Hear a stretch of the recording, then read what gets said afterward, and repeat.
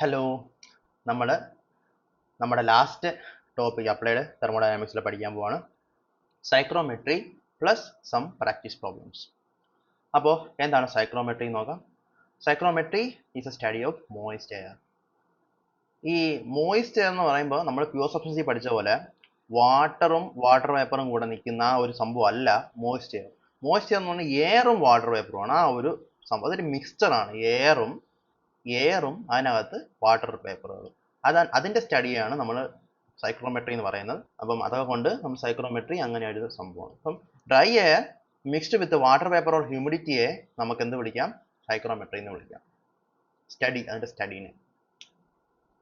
സൈക്രോമെട്രിയിൽ important ആയിട്ട് ആദ്യം വരുന്നത് കുറച്ച് പ്രോപ്പർട്ടീസ് ആണ്. ഒന്ന് dry bulb temperature, wet bulb temperature, okay, dew point temperature. മൂന്നെണ്ണം ഇമ്പോർട്ടൻ്റ് ആണ്, നോക്കിക്കും. ഡ്രൈ ബൾബ് ടെമ്പറേച്ചർ സാധാരണ നമ്മൾ തെർമോമീറ്റർ എടുത്ത് വെച്ചിട്ട് ഒരു ടെമ്പറേച്ചർ മെഷർ ചെയ്താൽ അത് dry bulb temperature. Wet bulb temperature എന്ന് പറഞ്ഞാൽ എന്തുവാ? നമ്മൾ ആ തെർമോമീറ്ററിന്റെ ബൾബിനെ ഒരു വെറ്റഡ് ആയ ഒരു പഞ്ഞി എടുത്ത് നനച്ചിട്ട് അത് അവിടെ വെച്ചിട്ട് നമ്മൾ ടെമ്പറേച്ചർ മെഷർ ചെയ്ത് കഴിഞ്ഞാൽ, നമ്മൾ മോയ്സ്ചറിന്റെ ടെമ്പറേച്ചർ മെഷർ ചെയ്ത് കഴിഞ്ഞാൽ അത് wet bulb temperature. Dew point temperature എന്ന് പറഞ്ഞാൽ എന്താണ്? Temperature to which air must be cool at constant pressure to cause condensation of any of its water vapour. അതായത് ചില രാത്രികളിൽ വാട്ടർ വേപ്പർ ഉണ്ടാവും നമ്മൾ അന്തരീക്ഷത്തിൽ. അപ്പം രാവിലെയൊക്കെ ആകുമ്പോഴത്തേക്ക് ഈ രാത്രി ആ ഒരു തണുപ്പ് നല്ല കോൺസ്റ്റന്റ് പ്രഷറിൽ ആ ഒരു തണുത്ത് വാട്ടർ വേപ്പർ തണുത്ത് നമ്മൾ അതിരാവിലെ നോക്കുമ്പോഴത്തേക്ക് ആ രാത്രി ഉണ്ടായ കുഞ്ഞു കുഞ്ഞു ഡ്രോപ്സ് ഓഫ് വാട്ടർ നമുക്ക് കാണാൻ പറ്റും. അതായത് കണ്ടൻസേഷൻ നടക്കുകയാണ്. ആ വേപ്പറിനകത്തുള്ള വാട്ടർ വേപ്പർ വാട്ടറായിട്ട് കൺവേർട്ട് ചെയ്യണം അറ്റ് കോൺസ്റ്റന്റ് പ്രഷർ. കാരണം അറ്റ്മോസ്ഫിയർ പ്രഷർ 180 തന്നെ ആയിരിക്കും എപ്പോഴും, രാവിലെ ആണെങ്കിലും രാത്രി ആണെങ്കിലും. അപ്പം 180 ആയിരിക്കും ഉണ്ടായിരിക്കുന്നത്. അപ്പോൾ ആ ഒരു പ്രഷറിൽ തന്നെ അത് കണ്ടൻസേറ്റ് ചെയ്യുമ്പം നമുക്ക് ഡ്യൂ ഉണ്ടാവും എന്ന് പറയാൻ പറ്റും. അതുപോലെ ഈ 180 തന്നെ ആവണമെന്നില്ല, ഒരു കോൺസ്റ്റന്റ് പ്രഷർ, ഏതെങ്കിലും ഒരു കോൺസ്റ്റന്റ് പ്രഷറിൽ നമ്മുടെ മോയ്സ്ചറിനകത്ത് വാട്ടർ വേപ്പർ കണ്ടൻസ് ചെയ്ത് വാട്ടർ ആയിട്ട് മാറുന്ന ആ ടെമ്പറേച്ചറിനെ വിളിക്കുന്ന പേരാണ്.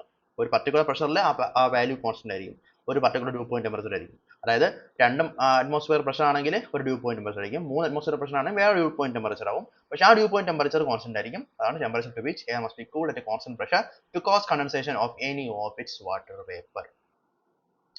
അതാണ് സൈക്രോമെട്രിയും സൈക്രോമെട്രിക് പ്രോപ്പർട്ടീസിനെ നമ്മൾ മനസ്സിലാക്കാനുള്ള കാര്യം. ഇനി നമുക്ക് കുറച്ച് ഇക്വേഷൻസ് നോക്കാം. എന്താണ് wet bulb depression? Wet bulb depression എന്ന് പറഞ്ഞാൽ ഡ്രൈ ബൾബിൽ നിന്ന് വെറ്റ് ബൾബ് വരെ എന്തുമാത്രം വ്യതിയാനമുണ്ട്. അതായത് ഡ്രൈ ബൾബ് എന്ന് പറയുമ്പോഴത്തേക്കും ഒരു ഉദാഹരണത്തിന് ഒരു നമ്മുടെ അറ്റ്മോസ്ഫിയറിൽ ഒരു ടെമ്പറേച്ചർ നമ്മൾ വെറുതെ മെഷർ ചെയ്യാണ്.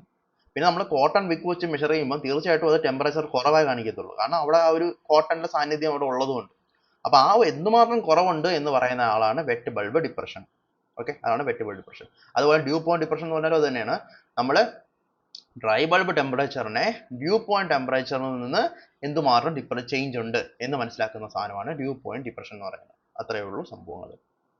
പിന്നെ നമ്മൾ Dalton's law of partial pressure എന്നൊരു സംഭവമുണ്ട്. ഒരു പർട്ടിക്കുലർ ഇത് നമ്മൾ എടുത്ത് അതിനകത്ത് തീർച്ചയായിട്ടും എയർ ഉണ്ടാവും, ഓക്കെ, അതുപോലെ വാട്ടർ ഉണ്ടാവും. ചിലപ്പോൾ വാട്ടർ വേപ്പറാണ്, ചിലപ്പോൾ വാട്ടർ വേപ്പർ കൂടുതലായിരിക്കും, ചിലപ്പോൾ വാട്ടർ വേപ്പർ കുറവായിരിക്കും. എന്തായാലും ഈ എയർ ഇതിനകത്ത് നമ്മുടെ ഈ ഒരു സിസ്റ്റത്തിനകത്ത് ഒരു പ്രഷർ അപ്ലൈ ചെയ്യുന്നുണ്ട്. ഒരു ക്ലോസ് കണ്ടെയ്നർ ആണെങ്കിൽ അത് പ്രഷർ അപ്ലൈ ചെയ്യുന്നുണ്ട്. അതുപോലെ വേപ്പറും പ്രഷർ അപ്ലൈ ചെയ്യുന്നുണ്ട്. അപ്പം ഇതിനകത്ത് നമ്മളൊരു ബാരോമീറ്റർ ഘടിപ്പിച്ച് നോക്കിയാൽ കാണിക്കുന്ന പ്രഷർ എന്ന് പറഞ്ഞാൽ ഒരു വാല്യൂ പി ആയിരിക്കും എന്ന് വയ്ക്കുക. ഒരു പി ബാരോമെട്രിക് ആണെന്ന് വിചാരിക്കുക. PB നമുക്ക് വിളിക്കാം, PB എന്ന് വിളിക്കാം. ആ PB എന്ന് പറഞ്ഞാൽ എയറിന്റെ പ്രഷർ പ്ലസ് വേപ്പറിന്റെ പ്രഷർ ആയിരിക്കും എന്ന് പറയുന്നതാണ് Dalton's laws of partial pressure. അപ്പം PB is equal to PA plus PV. Okay, അപ്പൊ അതിനകത്ത് നമുക്ക് എയർ പ്രഷർ അങ്ങനെ കണ്ടുപിടിക്കാൻ പറ്റും. വേപ്പർ പ്രഷറും ബാരോമെട്രിക് പ്രഷറും അറിയാമെങ്കിൽ എയർ പ്രഷർ കണ്ടുപിടിക്കണമെങ്കിൽ നമ്മൾ രണ്ടും കൂടെ സബ്ട്രാക്ട് ചെയ്താൽ മതി. Just mathematics. ഓക്കെ, അതൊന്നാമത്തെ കാര്യം. രണ്ട്, ഹ്യൂമിഡിറ്റി റേഷ്യോ എന്ന് ഒരു സംഭവമുണ്ട്. Humidity ratio is proportional to PV by PA. വേപ്പറിന്റെ പ്രഷർ ഡിവൈഡ് ബൈ എയറിന്റെ പ്രഷർ. ഒരു കോൺസ്റ്റന്റ് വെച്ച് നമ്മൾ മൾട്ടിപ്ലൈ, അത് 0.622 ആണ് ആ ഒരു വാല്യൂ. അത് ഈ കൺവേർഷൻസ് ഒക്കെ കൊണ്ട് വരുന്ന ഒരു വാല്യൂ ആണ്. Anyway W is equal to 0.622 into PV divided by PA. അതായത് vapour pressure divide by air pressure. നമുക്ക് എയർ പ്രഷറിനെ എങ്ങനെ എഴുതാം? ബാരോമെട്രിക് മൈനസ് വേപ്പർ എന്ന് എഴുതാം. ഈ ഒരു PV divide by PV minus PV എന്നും നമുക്ക് ഇതിനെ എഴുതാം. 0.622 into. ഓക്കെ, അപ്പൊ അങ്ങനെ നമുക്ക് അങ്ങനെ നമുക്ക് പറയാം. അതാണ് humidity ratio of specific humidity എന്ന് പറയുന്ന സാധനം. അടുത്ത നമ്മൾ അറിയേണ്ടത് degree of saturation. Degree of saturation mu is W divide by WS. W എന്തായിരുന്നു? W ഹ്യൂമിഡിറ്റി റേഷ്യോ ആണ്. സോ അതായത് നോർമൽ ഈ ഉള്ള ഒരു humidity ratio divided by saturated ആയിട്ടുള്ള എയറിന്റെ ഹ്യൂമിഡിറ്റി റേഷ്യോ നമ്മൾ ഡിവൈഡ് ചെയ്യുമ്പോൾ നമുക്ക് കിട്ടുന്ന സാധനമാണ് mu അല്ലെങ്കിൽ ഡിഗ്രി ഓഫ് സാച്ചുറേഷൻ. പിന്നെ റിലേറ്റീവ് ഹ്യൂമിഡിറ്റി ഉണ്ട്. Is pressure of vapour divide by saturated pressure. That is relative humidity. Fine. അപ്പോൾ PV ഡിവൈഡ് ബൈ PS ആണ് relative humidity, W divide by WS ആണ് ഡിഗ്രി ഓഫ് സാച്ചുറേഷൻ. പിന്നീട് നമുക്ക് ഇതിനകത്ത് വരുന്ന വേറൊരു സാധനം ഡെൻസിറ്റി ഓഫ് വാട്ടർ വേപ്പർ കണ്ടുപിടിക്കാൻ ഒരു ഇക്വേഷൻ നമുക്കുണ്ട്. റോ ബി എന്ന് പറഞ്ഞാൽ density of water vapour is equal to W എന്താണ് നമ്മൾ ഓൾറെഡി പറഞ്ഞു കഴിഞ്ഞാൽ എന്താണ് W എന്ന് പറഞ്ഞാൽ humidity ratio of specific humidity which is represented by W is equal to 0.622 into PV divide by PM. അപ്പം ആ ഒരു വാല്യൂ ഹ്യൂമിഡിറ്റി റേഷ്യോ അല്ലെങ്കിൽ സ്പെസിഫിക് ഹ്യൂമിഡിറ്റി ഇൻറ്റു PA എയറിന്റെ pressure divide by R into TD. D എന്ന് പറഞ്ഞാൽ dry bulb temperature. അപ്പോൾ അത് ചെയ്യുമ്പോഴത്തേക്ക് നമുക്ക് എന്ത് കിട്ടും? നമുക്ക് ഡെൻസിറ്റി കിട്ടും. ഓക്കെ, ഇതെങ്ങനെയാണ് വരുന്നത്? PV is equal to MRT നമുക്കറിയാം. അതിനകത്ത് നമുക്ക് മാസ് ബൈ വോളിയം ഡെൻസിറ്റി ആണ്. അപ്പോൾ PE is equal to rho into RT നമുക്ക് വിളിക്കാൻ പറ്റും. ഓക്കെ, അപ്പോൾ റോ എന്ന് പറഞ്ഞാൽ എന്താണ്? P ഡിവൈഡ് ബൈ RT ആണ്. ഓക്കെ, അപ്പം അതിനകത്ത് PA വരുന്നുണ്ട്, R വരുന്നുണ്ട്, TD വരുന്നുണ്ട്. പിന്നെ നമ്മൾ ഇതിനകത്ത് നമ്മുടെ W എന്ന് പറയുന്ന ആ പാരാമീറ്റർ കൂടെ മൾട്ടിപ്ലൈ ചെയ്ത് കഴിയുമ്പോഴത്തേക്ക് നമുക്ക് ഡെൻസിറ്റി ഓഫ് വേപ്പറിന്റെ ഇക്വേഷൻ കിട്ടുന്നതാണ്. എങ്ങനെ വന്നതെന്ന് പറഞ്ഞതേ ഉള്ളൂ. പിന്നെ അടുത്തതുള്ളത് എൻതാൽപ്പി ഓഫ് മോയ്സ്ചറിന്റെ ഇക്വേഷൻ പഠിച്ചിരിക്കേണ്ടതാണ്. ഇതാണ് equation. H is equal to 1.005 TD. TD എന്ന് പറഞ്ഞാൽ dry bulb temperature plus W into HGV plus 1.88 into TD minus TDP. TD എന്ന് പറഞ്ഞാൽ ഡ്രൈ ബൾബ് ടെമ്പറേച്ചർ, DP എന്ന് പറഞ്ഞാൽ ഡ്യൂ പോയിന്റ് ടെമ്പറേച്ചർ. ഇത് നമുക്ക് ഡ്യൂ പോയിന്റ് ടെമ്പറേച്ചർ വന്നിട്ടുള്ള കേസിലാണ് നമ്മൾ ഈ ഒരു ഇക്വേഷൻ നമ്മൾ അപ്ലൈ ചെയ്യുന്നത്. എന്നൂടെ പറയാം.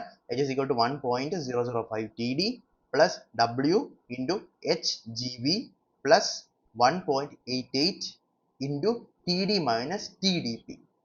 ആ സെയിം കേസിൽ ഈ TDPയുടെ ഇക്വേഷൻ തന്നില്ലെങ്കിൽ നമ്മൾ അപ്രോക്സിമേറ്റ് ചെയ്യാറുണ്ട്. Hനെ എങ്ങനെ? 1.005 into TD plus W into 2500 plus 1.88 TD. Okay, അപ്പം ഈ രണ്ട് ഇക്വേഷൻസും പഠിക്കണം. വളരെ ഇമ്പോർട്ടൻ്റ് അല്ല, എപ്പോഴും ചോദിക്കുന്ന ഇക്വേഷൻ അല്ല, പക്ഷേ ഇത് ചോദിക്കാൻ സാധ്യതയുള്ളതാണ്. അതുകൊണ്ടാണ് ഞാൻ ഇത് പറയുന്നത്, ഡിസ്കസ് ചെയ്യുന്നത്. ഓക്കെ, അപ്പോൾ അത് വെച്ചിട്ട് നമുക്ക് എൻതാൽപ്പി ഓഫ് മോയ്സ്ചർ കാൽക്കുലേറ്റ് ചെയ്യാൻ വേണ്ടി പറ്റും. ഇനി നമുക്ക് MSQ അല്ലെങ്കിൽ MCQ ടൈപ്പ് ഓഫ് ക്വസ്റ്റ്യൻസിൽ ചോദിക്കാൻ സാധ്യതയുള്ള ഇതിൻ്റെ ഫിസിക്കൽ സിഗ്നിഫിക്കൻസ്, ഈ ടെമ്പറേച്ചേഴ്സിൻ്റെയും പ്രഷേഴ്സിൻ്റെയും ഒക്കെ ഒരു ഫിസിക്കൽ സിഗ്നിഫിക്കൻസ് ഒക്കെ മനസ്സിലാക്കാം. ആദ്യമേ നമുക്ക് ഒരു അൺസാച്ചുറേറ്റഡ് എയർ നമുക്ക് ഇവിടെ ഉണ്ട്. അത് ഈ ഒരു പോയിന്റ്, ഈ പർട്ടിക്കുലർ ടെമ്പറേച്ചറിനെ, ഈ പർട്ടിക്കുലർ എൻട്രോപ്പിയാണ് ആ ഒരു normal unsaturated initial condition of എയറിനെ സൂചിപ്പിക്കുന്നത്. ഇനി നമ്മൾ ടെമ്പറേച്ചർ കോൺസ്റ്റന്റ് ആയിട്ട് നമ്മൾ ഇങ്ങനെ കൊണ്ടുവന്നാൽ ഇത് വന്നെത്തുന്ന പ്രഷറിനെ നമുക്ക് എന്ത് വിളിക്കാൻ പറ്റും? സാച്ചുറേറ്റഡ് പ്രഷർ എന്ന് വിളിക്കാൻ പറ്റും. ആ സാച്ചുറേറ്റഡ് പ്രഷറിന് കറസ്പോണ്ടിങ് ആയിട്ടുള്ള ടെമ്പറേച്ചർ ഞാൻ പറഞ്ഞായിരുന്നു. നമ്മൾ ഈ ഒരു മിക്സ്ഡ് റീജിയനകത്ത് എന്താ സംഭവിക്കുന്നത്? Pressure becomes A function of temperature. Okay, അപ്പോൾ അതുകൊണ്ട് തന്നെ ഈ പ്രഷറിന്റെ സമയത്തെല്ലാം ഒരു പർട്ടിക്കുലർ ടെമ്പറേച്ചർ തന്നെ ആയിരിക്കും ഉണ്ടായിരിക്കുന്നത്. അപ്പോൾ ആ ടെമ്പറേച്ചറിനെ നമുക്ക് എന്ത് പറയാം? ഡ്രൈ ബൾബ് ടെമ്പറേച്ചർ എന്ന് പറയാൻ പറ്റും. First case. Second case adiabatic ആയിട്ടാണ് നമ്മൾ ഈ ഒരു ഇങ്ങനെ ഒരു പ്രോസസ്സിൽ നമ്മൾ കൊണ്ടെത്തിക്കുന്നത് വിചാരിക്കുക.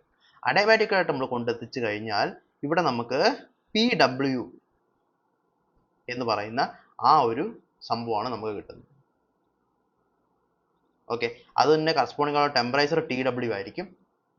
അതായത് വെറ്റ് ബൾബിന്റെ കറസ്പോണ്ടിങ് ആയിട്ടുള്ള പ്രഷറും വെറ്റ് ബൾബ് ടെമ്പറേച്ചറുമാണ് നമ്മൾ അഡയബാറ്റിക് ആയിട്ട് ഈ ഒരു സംഭവത്തിന്റെ ഇങ്ങനെ കുറച്ച് കഴിഞ്ഞാൽ നമുക്ക് കിട്ടുന്നത്.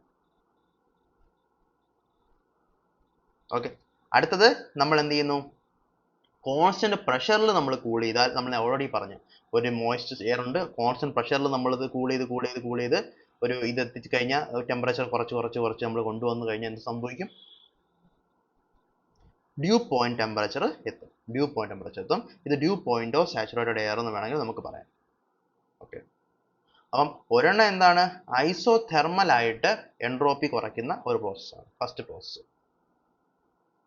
അവിടെയാണ് നമുക്ക് സാച്ചുറേറ്റഡ് പ്രഷർ കിട്ടുക, അതുപോലെ ഡ്രൈ ബൾബ് ടെമ്പറേച്ചർ കിട്ടുക. പിന്നുള്ള രണ്ടെണ്ണവും കൂളിംഗ് പ്രോസസ്സാണ്. ഒന്ന് അഡയബാറ്റിക് കൂളിംഗ്, ഓക്കെ, അടുത്തത് എന്താണ്? Constant pressure cooling. Constant pressure കൂളിംഗിൽ നമുക്ക് ഡ്യൂ പോയിന്റ് കിട്ടും, അഡയബാറ്റിക് കൂളിങ്ങിൽ നമുക്ക് ഈ പറയുന്ന വെറ്റ് ബൾബ് ടെമ്പറേച്ചറും അല്ലെങ്കിൽ ആ ഒരു പോയിന്റും കിട്ടും. അത് കറസ്പോണ്ടിങ് ആയിട്ടുള്ള ഒരു പ്രഷറിന്റെ പോയിന്റ് നമുക്ക് കിട്ടും. PW നമുക്ക് പിടിക്കാൻ പറ്റും. ഓക്കെ അല്ലേ?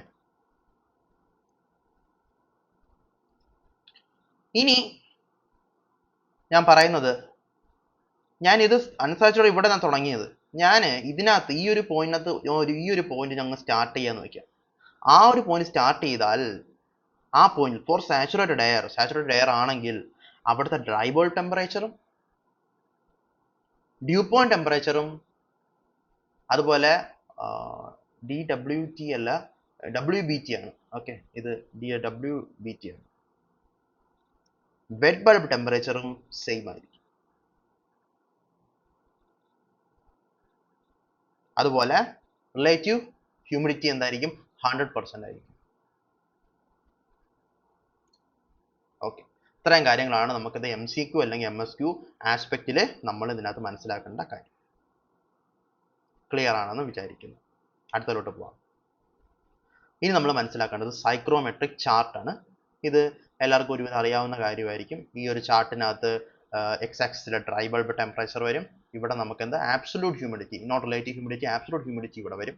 റിലേറ്റീവ് ഹ്യൂമിഡിറ്റി ഈ നീല കളർ വരകളുണ്ട്. നീല കളർ ഇങ്ങനെ വര കാണിച്ചേക്കുന്നതല്ല റിലേറ്റീവ് ഹ്യൂമിഡിറ്റി ആണ് എക്സ്പ്ലെയിൻ ചെയ്യുന്നത്. പച്ച കളറിലെ വരകൾ വെറ്റ് ബൾബ് ടെമ്പറേച്ചറിനെയാണ് എക്സ്പ്ലെയിൻ ചെയ്യുന്നത്. ഈ ഒരു ആക്സിൽ ചില സമയത്ത് എൻതാൽപ്പിയും കാണാറുണ്ട്. നമ്മൾ ഈ ഒരു കേസിൽ എൻതാൽപ്പി കാണുന്നില്ല, പക്ഷെ എൻതാൽപ്പി ഉള്ള ടൈപ്പ് ഓഫ് സൈക്രോമെട്രിക് ചാർട്ട്സ് നമുക്ക് കാണാൻ വേണ്ടി പറ്റും. ഓക്കെ, അപ്പോൾ നമുക്ക് ഈ ഒരു ചാർട്ടില് ഇപ്പം ഈ ഒരു പ്രോപ്പർട്ടിയാണ് എയറിന്. നമുക്ക് പല രീതിയിൽ ഈ പോയിന്റിൽ നിന്ന് അങ്ങോട്ടും ഇങ്ങോട്ടൊക്കെ മൂവ് ചെയ്തുകൊണ്ട് പല പോയിന്റുകൾ അല്ലെങ്കിൽ പല പ്രോസസ്സുകൾ നമുക്ക് കിട്ടാൻ പറ്റും. ഉദാഹരണം പറഞ്ഞു കഴിഞ്ഞാൽ, നമ്മൾ ഈ ഒരു പർട്ടിക്കുലർ പോയിന്റ് എടുക്കുന്നു വയ്ക്കുക. ഞാൻ എന്ത് ചെയ്യുന്നു? ഹീറ്റ് ചെയ്യാണ്. ഒരു കോയിൽ കൊടുത്ത് ഞാൻ ചൂട് കൊടുത്തോണ്ടേയിരിക്കുമ്പോൾ എന്ത് സംഭവിക്കും? ഈ സംഭവം റൈറ്റിലോട്ട് ഷിഫ്റ്റ് ആവും. ഇവിടെ എത്തിയെന്ന് വിചാരിക്കുക. അപ്പൊ എന്തൊക്കെ സംഭവിക്കുക? നമുക്ക് ഈ ചാർട്ട് നോക്കിയാൽ സിമ്പിൾ ആയിട്ട് മനസ്സിലാക്കാൻ പറ്റും. ഒന്ന്, ഡ്രൈ ബൾബ് ടെമ്പറേച്ചർ ഇൻക്രീസ് ആവും. രണ്ട്, ആബ്സൊല്യൂട്ട് ഹ്യൂമിഡിറ്റി മാറത്തില്ല, അങ്ങനെ നിൽക്കും. കാരണം വെച്ചാൽ നമ്മൾ ഇതിനകത്ത് വാട്ടർ ഒന്നും ആഡ് ചെയ്യുന്നില്ല, ടെമ്പറേച്ചർ മാത്രമേ കൂട്ടുന്നുള്ളൂ. ഇനിയാണ് സംഭവം. ഇനി നമ്മൾ മറ്റുള്ള കർവുകൾ നോക്കണം. റിലേറ്റീവ് ഹ്യൂമിഡിറ്റിക്ക് എന്ത് സംഭവിക്കും? റിലേറ്റീവ് ഹ്യൂമിഡിറ്റി ഈ പോയിന്റിൽ 30 ആയിരുന്നു, ഇവിടെ കണ്ടോ 20 ആണ്, ഇവിടെ കണ്ടോ 10 ആവുന്നു. അപ്പം റിലേറ്റീവ് ഹ്യൂമിഡിറ്റി കുറഞ്ഞുകൊണ്ടിരിക്കുകയാണ്. അത് ടെമ്പറേച്ചർ കൂടുമ്പോൾ മെയിൻ ഹ്യൂമിഡിറ്റി മാറുന്നില്ലെങ്കിൽ റിലേറ്റീവ് ഹ്യൂമിഡിറ്റി കുറയും. അതേപോലെ വെറ്റ് ബൾബ് ടെമ്പറേച്ചർ എന്താ സംഭവിക്കുന്നത്? വെറ്റ് ബൾബ് ടെമ്പറേച്ചർ നോക്കിക്കോ, ഇവിടെ നമ്മൾ നോക്കിയപ്പോൾ ഏകദേശം 20-നടുത്താണ് നിൽക്കുന്നത്. ഇവിടെ നോക്ക് 25 കഴിഞ്ഞു പോയി. So wet bulb temperature increase ആവും. അങ്ങനെ നമുക്ക് ഈ ഒരു സൈക്രോമെട്രിക് ചാർട്ട് നോക്കിക്കഴിഞ്ഞാൽ അപ്പം ഇതിന്റെ ഒരു ഏകദേശ രൂപം നമുക്കിവിടെ മനസ്സിലുണ്ടെങ്കിൽ, അതായത് മനസ്സിലുണ്ട് ഇത്രയേ ഉള്ളൂ. ഇവിടെ ഇങ്ങോട്ട് ഡ്രൈ ബൾബ് ടെമ്പറേച്ചർ ഇൻക്രീസ് ആണ്, ആബ്സൊല്യൂട്ട് ഹ്യൂമിഡിറ്റി ഇങ്ങോട്ട് ഇൻക്രീസ് ആണ്, റിലേറ്റീവ് ഹ്യൂമിഡിറ്റി ഇങ്ങോട്ട് ഡിക്രീസ് ആണ്. 100, 90, 80 അങ്ങനെയാണ് പോണത്. വെറ്റ് ബൾബ് ഇങ്ങനെ ഇൻക്രീസ് ആണ്. ഇത്രയും കാര്യം മനസ്സിലാക്കാമെങ്കിൽ നമുക്ക് ഇങ്ങനെ ഏതൊരു MCQ ക്വസ്റ്റ്യൻ ചോദിച്ചാലും നമുക്ക് ആൻസർ എഴുതാൻ വേണ്ടി പറ്റും. അപ്പൊ അത് ഹീറ്റിങ്ങിന് വരും, കൂളിങ്ങിന് അതിന്റെ നേരെ ഓപ്പോസിറ്റ് വരും. ഹ്യൂമിഡിഫൈങ് എന്ന് പറഞ്ഞാൽ എന്താണ്? ഹ്യൂമിഡിഫൈങ് എന്ന് പറഞ്ഞാൽ വാട്ടർ ആഡ് ചെയ്തുകൊണ്ടിരിക്കുക അറ്റ് കോൺസ്റ്റന്റ് ടെമ്പറേച്ചർ. അപ്പൊ നമുക്ക് അതിന്റെ ഒരു കേസ് എടുത്ത് നോക്കാം. ഹ്യൂമിഡിഫൈങ്ങിന്റെ ഒരു കേസ് എടുത്ത് നോക്കാം. നമുക്ക് ഈ ഒരു പോയിന്റ് പിടിക്കാം. ഈ ഒരു പോയിന്റിൽ നിന്ന് നമ്മൾ ഈ ഒരു പോയിന്റിലേക്ക് വരുന്നു നമ്മൾ വിചാരിക്കുന്നു. അപ്പൊ എന്തൊക്കെ സംഭവിക്കും? ഒന്ന്, ഡ്രൈ ബൾബ് ടെമ്പറേച്ചർ മാറുന്നില്ല, ആബ്സൊല്യൂട്ട് ഹ്യൂമിഡിറ്റി ഇൻക്രീസ് ആവും.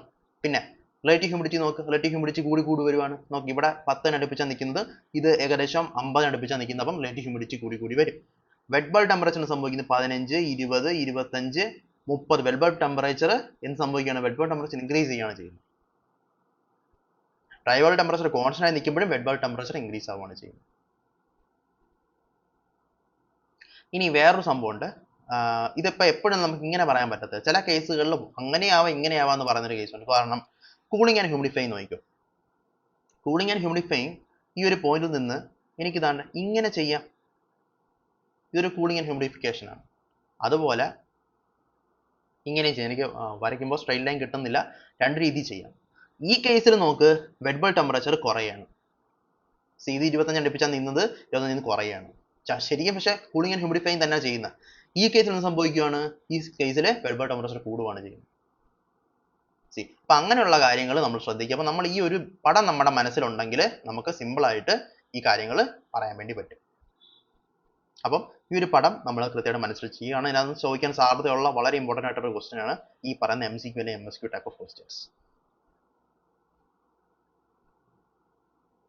ഇനി ഇതിലൊന്നും പറയാത്ത രണ്ട് ടൈപ്പ് ഓഫ് ഹ്യൂമിഡിഫിക്കേഷൻ ഉണ്ട്.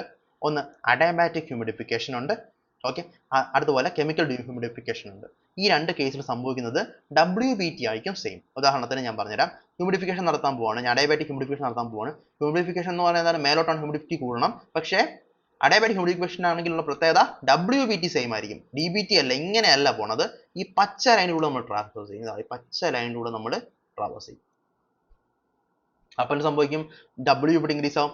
ഈ W നമ്മൾ ഇവിടെ ഉദ്ദേശിക്കുന്നത് ആബ്സലൂട്ട് ഹ്യൂമിഡിറ്റി ആണ്. ഓക്കെ, ഈ കേസിൽ നമ്മൾ W എന്ന് ഉദ്ദേശിക്കുന്ന ആബ്സലൂട്ട് ഹ്യൂമിഡിറ്റി ആണ്. ഇവിടെ നമ്മൾ പറഞ്ഞത് ഹ്യൂമിഡിറ്റി റേഷ്യോ സ്പെസിഫിക് ഹ്യൂമിഡിറ്റി ആണ്.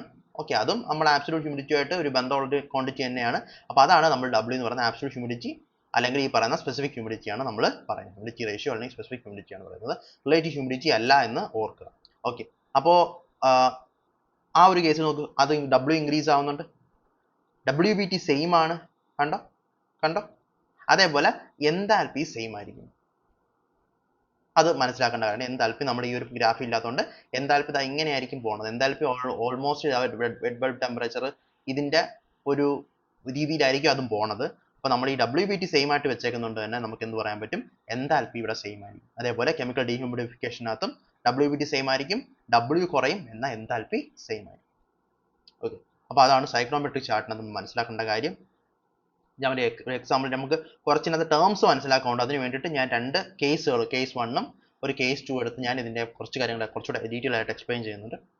സെൻസിബിൾ ഹീറ്റിംഗ് ആൻഡ് കൂളിംഗ് നമ്മൾ ഓൾറെഡി പറഞ്ഞാണ്, ഞാൻ വീണ്ടും എല്ലാം പറയേണ്ട കാര്യമില്ല. ഇതെല്ലാം നമുക്ക് അറിയാവുന്ന കാര്യമാണ്, ഞാൻ നേരത്തെ ഓൾറെഡി പറഞ്ഞ കാര്യമാണ്. ഓക്കെ, പക്ഷേ നമ്മൾ ഈ രണ്ട് ഇക്വേഷൻസ് അറിയണം. ഒന്ന് ഹീറ്റിംഗ് കോയിലിൻ്റെ എഫിഷ്യൻസി, ഒന്ന് കൂളിംഗ് കോയിലിൻ്റെ എഫിഷ്യൻസി. എങ്ങനെ നമുക്ക് പറയാൻ പറ്റും? ഇതൊരു T1 ഒരു ടെമ്പറേച്ചർ ആണ്, ഇതൊരു T2 ടെമ്പറേച്ചർ ആണ്. നമ്മൾ ഹീറ്റിംഗ് കോയിലിന്റെ ടെമ്പറേച്ചർ T3 ലാണ് വെച്ചേക്കുന്നത്. ഓക്കെ, അപ്പോൾ T1 T2 മാറി. എത്രത്തോളം മാറാൻ പറ്റുമായിരുന്നു? T3 വരെ മാറാൻ പറ്റുമായിരുന്നു. അപ്പം എന്തുമാറി നടന്നു ഡിവൈഡ് ബൈ എന്തുമാറി നടക്കാൻ സാധ്യത ഉണ്ടായിരുന്നു, അതാണ് ഹീറ്റ് കോയിൽ. ഹീറ്റ് കോയിൽ എന്താണ്? T2 - T1, അതായത് ആ ചേഞ്ച് ടെമ്പറേച്ചർ, ശരിക്കുള്ള ചേഞ്ച് ടെമ്പറേച്ചർ ഡിവൈഡ് ബൈ എത്രമാത്രം വരായിരുന്നു. ആ ഹീറ്റിംഗ് കോയിലിന്റെ ടെമ്പറേച്ചറിന് അത്രയും വരെ നമുക്ക് പോകാൻ പറ്റുമെന്ന് പറയുന്നത്. ഒരിക്കലും അത് എത്തത്തില്ല, പക്ഷെ അത്ര എത്താൻ പറ്റും എന്നുള്ള രീതിയിൽ നമ്മൾ അതിന്റെ ഐഡിയൽ ആയിട്ട് നമ്മൾ എടുക്കുകയാണ്. അപ്പം T3 - T1, അപ്പം T2 - T1 divide by T3 - T1, same സാധനം തന്നെ റിവേഴ്സ് ഇട്ടാൽ റിവേഴ്സ് ആക്ച്വലി ഈ രണ്ട് ഇക്വേഷൻ ഒന്ന് തന്നെ കിട്ടും. എങ്കിലും നമ്മൾ പറയാണ് ഇതിനേക്കാൾ കുറഞ്ഞ ടെമ്പറേച്ചർ ഇവിടെയാണ്, ഇവിടെ വേറൊരു കൂളിംഗ് ടെമ്പറേച്ചർ ഉണ്ടെങ്കിൽ ഇതിന്റെ കുറവ് ഡിവൈഡ് ബൈ ഇതിന്റെ കുറവ്. രണ്ട് ഇക്വേഷൻ സെയിം തന്നെയാണ്. മൈനസും മുകളിൽ മൈനസ് ഇട്ട് താഴെ മൈനസ് ഇട്ട് ഇക്വേഷൻ സെയിം തന്നെയാവും. പക്ഷേ ഈ വാല്യൂവും പോസിറ്റീവ് ആയിട്ടിരിക്കാൻ വേണ്ടി നമ്മളിങ്ങനെ പറഞ്ഞത്. അപ്പം കൂളിംഗ് കോയിലിന്റെ കേസിൽ ഇവിടെ മൈനസ് നമ്മൾ ഈ ഇക്വേഷൻ ഉപയോഗിച്ചാൽ, കൂളിംഗ് കോയിലിന്റെ കേസിൽ ഈ ഇക്വേഷൻ ഉപയോഗിച്ചാൽ മുകളിൽ മൈനസ് താഴെ മൈനസ് ഒന്ന് ക്യാൻസൽ ആയി പോകും. നമ്മൾ ആ മൈനസ് മാറ്റി എഴുതിയിരിക്കുന്നത് മാത്രമേ ഉള്ളൂ, T1 - T2 divide by T1 - T3. Okay, അതേപോലെ ബൈപാസ് ഫാക്ടർ എന്നൊരു സംഭവം ഉണ്ട്. അത് തന്നെ വളരെ സിമ്പിൾ ആണ്, 1 - എഫിഷ്യൻസി ഓഫ് കോയിൽ. ഇപ്പോൾ കൂളിംഗ് കോയിലാണ് ഹീറ്റിംഗ് കോയിലാണെങ്കിൽ ആൻസർ ഒന്ന് തന്നെയാണ്.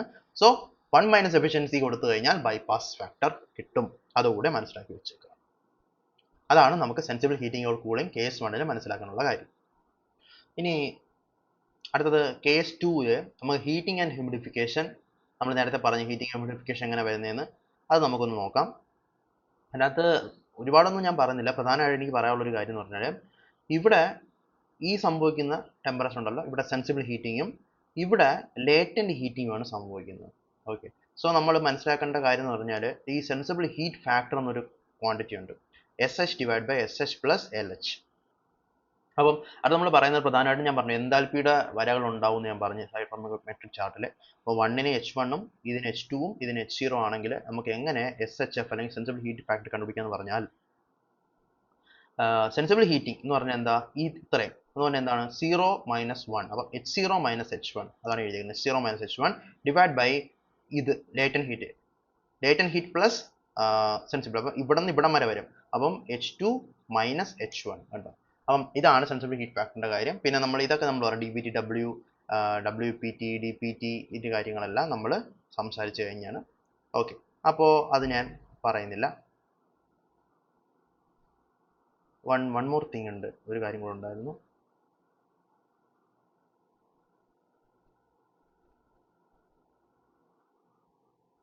ആ ഞാൻ പറഞ്ഞായിരുന്നല്ലോ, ഈ ഒരു പോയിന്റ് ഉണ്ടെങ്കിൽ ഈ പോയിന്റ് പല ഫാക്ടേഴ്സ് കണ്ടുപിടിക്കാൻ ഞാൻ പറഞ്ഞായിരുന്നു. പക്ഷെ മനസ്സിലാക്കേണ്ട ഒരു കാര്യം, നമ്മൾ ഈ 100 റിലേറ്റീവ് ഹ്യൂമിഡിറ്റി എത്തുമ്പോൾ ഇവിടെ ഉണ്ടാവുന്ന ആ ഒരു ടെമ്പറേച്ചർ വാല്യൂ ഉണ്ടല്ലോ, അതാണ് സാച്ചുറേഷൻ ടെമ്പറേച്ചറിന്റെ വാല്യൂ. അത് ഒന്ന് മനസ്സിലാക്കി വെച്ചേക്കുക. കാരണം നമ്മൾ ഇവിടെ മുട്ടിക്കാണ്ട് ഇത് 100% വരണം. കണ്ടോ, ഇത് കണ്ടോ, 100% RH വരുന്ന കേസിൽ വരുന്ന ടെമ്പറേച്ചർ ആണ് നമ്മൾ പറയുന്നത് സാച്ചുറേഷൻ കേസിൽ ടെമ്പറേച്ചർ. അതുകൂടെ ഒന്ന് ഓർത്ത് വെച്ചിരിക്കുക. ബാക്കി കാര്യങ്ങളൊന്നുമില്ല, ഇതൊക്കെ തന്നെയാണ് നമുക്ക് അവിടെ പ്രധാനമായിട്ട് പറയാനുള്ളത്. നമുക്ക് അത്രയേ ഉള്ളൂ. പിന്നെ നമുക്ക് വരുന്നത് മിക്സിംഗ് ഓഫ് എയർ സ്ട്രീംസ് ആണ്. മിക്സിംഗ് ഓഫ് എയർ സ്ട്രീംസിനകത്ത് രണ്ട് സിമ്പിൾ ഇക്വേഷൻസ് ആണ് വരുന്നത്. ആ രണ്ട് സിമ്പിൾ ഇക്വേഷൻസിന്റെ ഒരു വേരിയന്റ് പോലെയാണ് നമ്മൾ ചെയ്യുന്നത്. അപ്പോൾ ഇവിടെ നിന്ന് കോൾഡ് എയർ വരുന്ന, ഇവിടെ നിന്ന് ഹോട്ട് എയർ വന്ന് ഇവിടെ നമുക്ക് മിക്സ് ചെയ്ത് വാം എയർ വരും. ഇവിടെ M1 dot mass flow rate, H1 enthalpy entering, W1 ഉണ്ട്, അതിന് കറസ്പോണ്ടിങ് ആയിട്ട് ഹ്യൂമിഡിറ്റി നമുക്കറിയാം, M2 H2 W2, M3 HW3. First equation conservation of mass, ഇവിടെയും കയറുന്ന മാസിന്റെ സമ്മതിക്ക് ഇവിടെ ഇറങ്ങുന്ന മാസ്. അതുകൊണ്ടാണ് M1 dot plus M2 dot is M3 dot നമുക്ക് പറയാൻ പറ്റും. ഇനി മനസ്സിലാക്കേണ്ട കാര്യം, ഈ M1 ഡോട്ട് എന്ന് പറഞ്ഞാൽ എന്താണെന്ന് അറിയാമോ? M1 എയർ പ്ലസ് ഹ്യൂമിഡിറ്റി അല്ലെങ്കിൽ വാട്ടർ.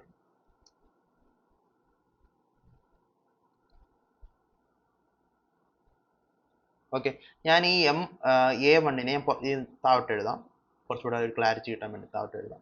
അപ്പോൾ നമ്മൾ എഴുതാൻ സിമ്പിളായിട്ട് എയറിൻ്റെ ടോട്ടൽ മാസ് എഴുതുവാണ്. ടോട്ടൽ മാസ് എന്ന് പറഞ്ഞാൽ എത്ര എയർ ഉണ്ട് പ്ലസ് എത്ര ഹ്യൂമിഡിറ്റി ഇല്ലെങ്കിൽ വാട്ടർ ഉണ്ടെന്നുള്ളതാണ് എൻ്റെ അർത്ഥം നമുക്കറിയാം. അപ്പോൾ ഞാനിത് M1 ഡോട്ട് ഇച്ചിക്കോട്ട് ഞാൻ MA1നെ ഞാൻ പുറത്തെടുക്കുവാണെങ്കിൽ 1 plus M dot W1 divide by M dot A1 നമുക്ക് വിളിക്കാം. ഇതാണ് നമുക്ക് കിട്ടുന്ന സ്പെസിഫിക് ഹ്യൂമിഡിറ്റി അല്ലെങ്കിൽ ഹ്യൂമിഡിറ്റി റേഷ്യോ എന്ന് പറയുന്ന സാധനം. അപ്പോൾ ഇനി നമുക്ക് W1 എന്ന് വിളിക്കാൻ പറ്റും. ഓക്കെ, അപ്പോൾ അതാണ് ഞാൻ എഴുതിയേക്കുന്നതിന് പകരം നമുക്ക് എയറിൻ്റെ ടേംസിൽ, എയറിനും W1 ടേംസിൽ, ഇവിടെ air W1 terms, air W3 ടേംസിൽ നമുക്ക് ഈ കൺസർവേഷൻ ഓഫ് മാസിൻ്റെ ഇക്വേഷൻ എഴുതാൻ വേണ്ടി പറ്റും.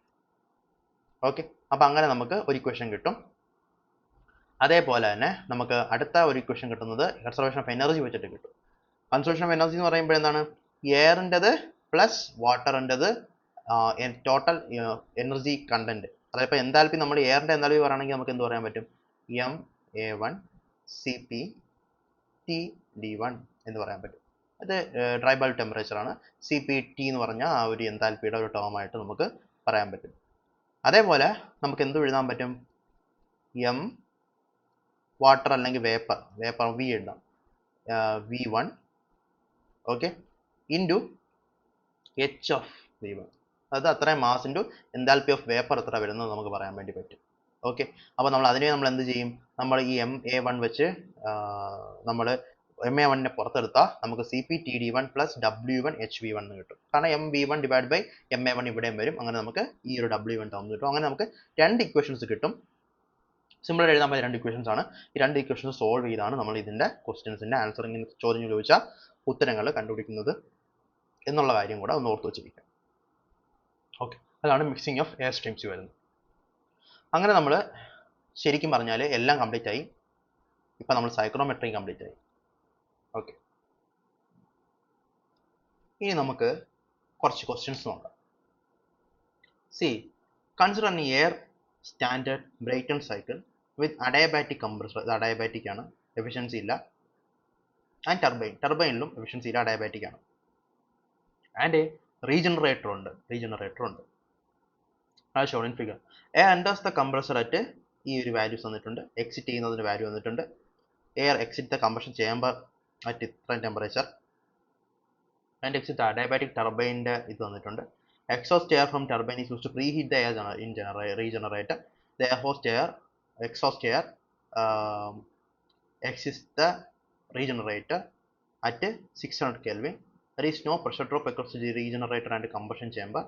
Also, there is no heat loss from regenerator to surroundings. So, the ratio specific heats തന്നിട്ടുണ്ട് CP by CV. Thermal efficiency or cycle ആണ് ചോദിച്ചേക്കുന്നത്. അപ്പോൾ ഒന്ന് സ്വന്തമായിട്ട് ചെയ്ത് നോക്കൂ. അതിനുശേഷം നമുക്ക് നോക്കാം. ഒരു ഇൻറ്റിജർ ടൈപ്പ് ക്വസ്റ്റ്യൻ ആണ് ഇത്. ഓക്കെ, ഇൻറ്റിജർ ടൈപ്പ് ക്വസ്റ്റ്യൻ ആണ്. നമ്മുടെ സിസ്റ്റം നമുക്ക് ഇങ്ങനെ എക്സ്പ്ലെയിൻ ചെയ്ത് എഴുതാൻ വേണ്ടി പറ്റും. 1 മുതൽ 2 വരെ കംപ്രസറിലാണ് കംപ്രഷൻ നടക്കുകയാണ്. 2 to 4 നമ്മൾ റീജനറേറ്ററിൽ നിന്ന് കുറച്ച് ഹീറ്റ് എടുക്കുന്നതിനുണ്ട്, അതിനുശേഷം കമ്പഷൻ ചേമ്പറിൽ നമ്മൾ എടുക്കും. അതായത് ഇത്രയും ഭാഗം 2 to 3 റീജനറേറ്ററിന് വഴി നമുക്ക് കിട്ടുന്ന ആ ഒരു ഹീറ്റിംഗ് ആണ്. അതിനുശേഷം നമുക്ക് എന്താ 3 to 4 നമ്മൾ കമ്പഷൻ നടത്തി നമുക്ക് കിട്ടുന്ന ഹീറ്റിംഗ് ആണ്. അതിന് 4 to 5 എന്താണ്? 4 to 5 എന്ന് പറഞ്ഞാൽ ടർബൈനിൽ നിന്ന് നമുക്ക് വർക്ക് ഔട്ട്പുട്ട് കിട്ടിയതിന് ശേഷം. പിന്നെ എക്സോസ്റ്റിന്റെ 5 to 6 ഉണ്ടല്ലോ, 5 to 6 ആണ് നമ്മൾ ഈ പറയുന്ന 2 to 3 കൊടുത്തുകൊണ്ടിരിക്കുന്നത്. അതിന്റെ ഒരു അംശം കൊടുക്കും, അല്ലെങ്കിൽ അത് മുഴുവനായിട്ട് കൊടുക്കും. അതെങ്ങനെയാണ് നമുക്ക് ഒന്നുകൂടെ നോക്കാം, കൺഫേം ചെയ്യാം.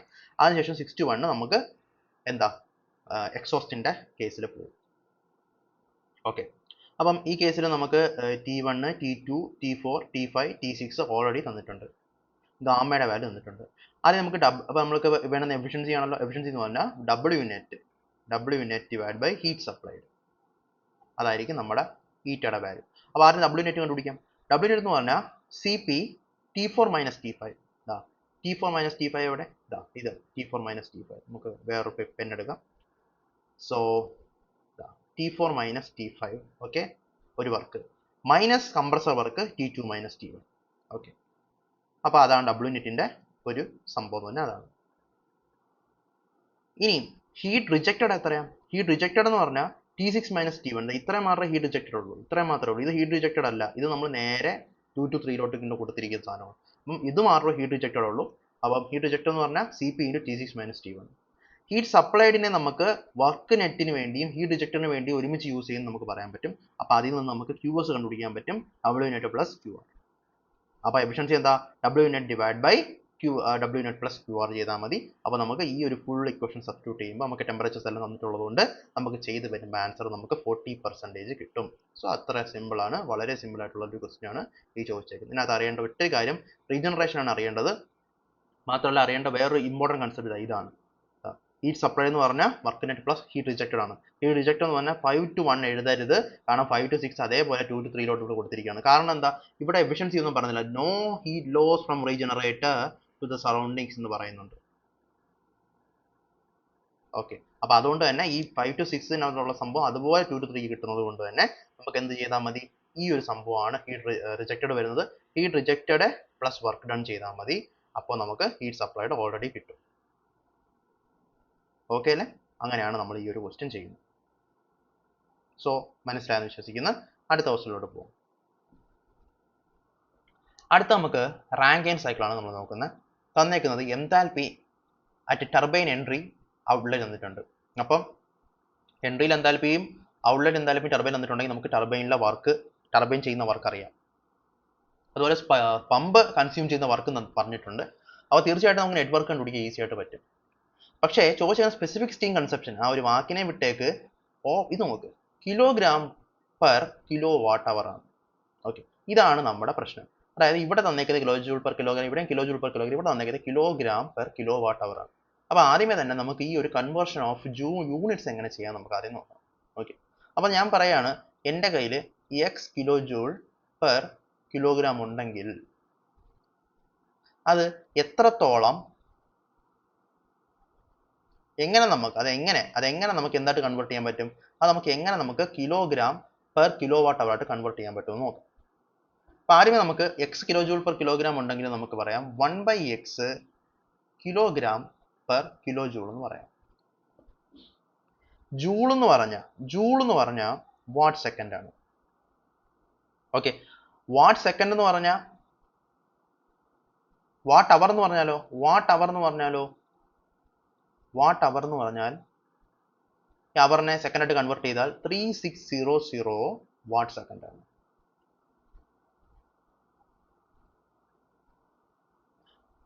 കിലോ വാട്ട് അവർ എന്ന് പറഞ്ഞാൽ ഇത്രയും കിലോ വാട്ട് സെക്കൻഡ് ആണ്. ഓക്കെ, അപ്പോൾ എനിക്ക് എന്ത് പറയാം, 1 kWh is equal to 3600 kJ എന്ന് എനിക്ക് പറയാം.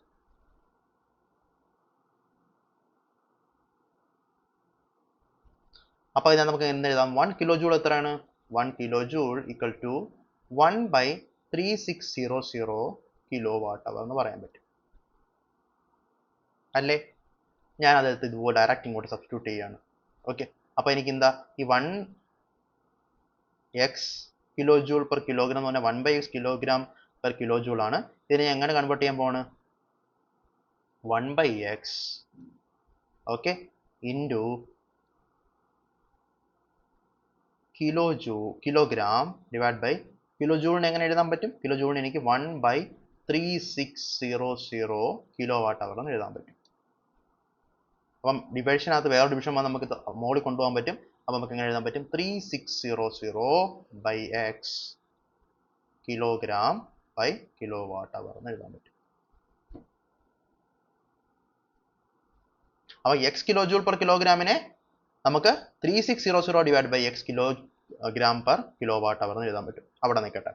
ഇനി ഡബ്ല്യു ടർബൈൻ കണ്ടുപിടിക്കാറ് H1 - H2 ഞാൻ ചെയ്യേണ്ട ആവശ്യമില്ല. നിങ്ങൾക്ക് ഈസി ആയിട്ട് കണ്ടുപിടിക്കാൻ പറ്റും. കിലോ ജൂൾ പെർ കിലോഗ്രാമിൽ ഡബ്ല്യു നെറ്റ് കണ്ടുപിടിക്കാൻ ഡബ്ല്യു ടർബൈൻ ഉണ്ട്, ഡബ്ല്യു പമ്പ് ഓൾറെഡി ഡയറക്റ്റ് തന്നിട്ടുണ്ട്. അത് നമുക്ക് സിമ്പിൾ ആയിട്ട് കിലോ ജൂൾ പെർ കിലോഗ്രാമിൽ കണ്ടുപിടിക്കാൻ പറ്റും. അപ്പോൾ മൊത്തത്തിൽ W net 970 kilo joule per kilogram ആണ്. സ്പെസിഫിക് സ്റ്റീം കൺസംപ്ഷൻ ആണെങ്കിൽ ഇതേ സാധനം ഈ ഒരു സാധനത്തിന് യൂണിറ്റ് ഷിഫ്റ്റ് ചെയ്താൽ മാത്രം മതി. അപ്പം 1 കിലോ ജൂൾ പെർ കിലോഗ്രാമിനെ അല്ലെങ്കിൽ എക്സ് കിലോ ജൂൾ പെർ കിലോഗ്രാമിനെ നമുക്ക് 3600/x kilogram by kilo watt hour എഴുതാമെങ്കിൽ നമുക്ക് ഈ 970 കിലോ ജൂൾ പെർ കിലോഗ്രാമിനെ 3600 divide by 970 kilogram per kilo watt hour എഴുതാൻ പറ്റും. അങ്ങനെ നമുക്ക് ആൻസർ കണ്ടുപിടിക്കാൻ വേണ്ടി പറ്റും. അത്ര സിമ്പിൾ ആണ്.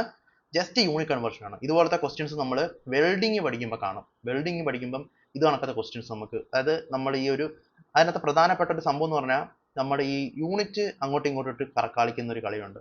അങ്ങനെയാണ് മാനുഫാക്ചറിങ്ങിലെ പല ക്വസ്റ്റ്യൻസും നമുക്ക് അങ്ങനെ ചെയ്യാൻ പറ്റും. അതുപോലെ ഒരു സെറ്റപ്പാണ് ഇവിടെയും. ജസ്റ്റ് ഈ ഒരു യൂണിറ്റ് കൺവേർഷൻ ആണ് ഇമ്പോർട്ടൻറ്റ്. ബാക്കിയെല്ലാം നമുക്ക് സിമ്പിൾ ആയിട്ട് ചെയ്യാൻ പറ്റുന്ന കാര്യം. Okay.